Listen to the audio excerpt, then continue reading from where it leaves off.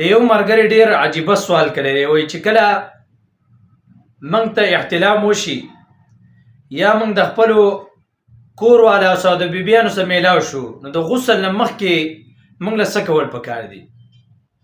نو بالکل دا یو اهم سوال دی. ګوره زیات خلک دا په احتلام ورته وشي خپل کور والا سره میلاو شي جما وکړي د هغې نه وروسته دی لامبي خو د هغه لمبلو باوجود هم دا په حالت د جنابت کې ګرځي. په حالت د جنابت کې دا په ځمکه باندې ګرځي نو ځمکه هم تخیریه کوي.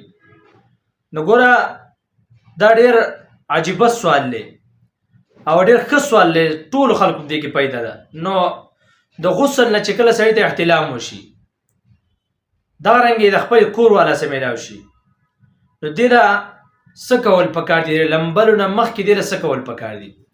نو درې عملونه داسې دي درې چې دا د غسل نه مخکې کول لازمي دي.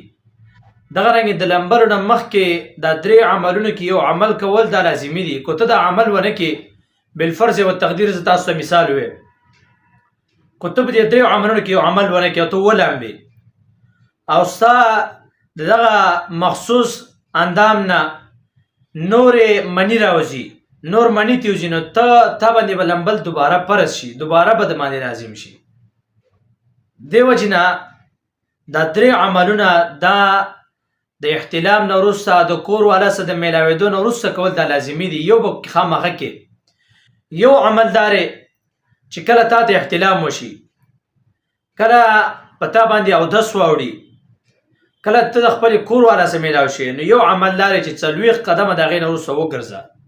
چې کله ته لامبې د لمبلو نه مخکې 40 قدمه وګرځه ځکه چې که ستا په دې مخصوص اندام کې کومه مني پاتې شوې ده کومې اوبه پاتې شوې دي هغه اوبه به دې وځي نو چې یوځي نو بیا د هغې نه وروسته ته ولامبه بیا ټیک ده. یو عمل دا دی. دویم عمل دا دی چې که ته ګرځېدی نه شي نو بیا بل عمل به دا کې چې کله ته لامبې د لمبلو نه مخکې به د تشې میتیازي کې تش اودس به ماتې ځکه چې ستا په دې مخصوص اندام کې چې کومه اوبه پاتې شوې چې دا په دې میتیازو سره وځي نو چې کله وځي نو د هغې نه وروسته ته ولامبه ستا غسل ټیک دی. که دا هم نشي کولی سړی نو دریم عمل دا دی چې کله تا ته احتلام وشي کله ته د خپل کور والا سره میلاو شي د هغې نه وروسته له خوب وکړه.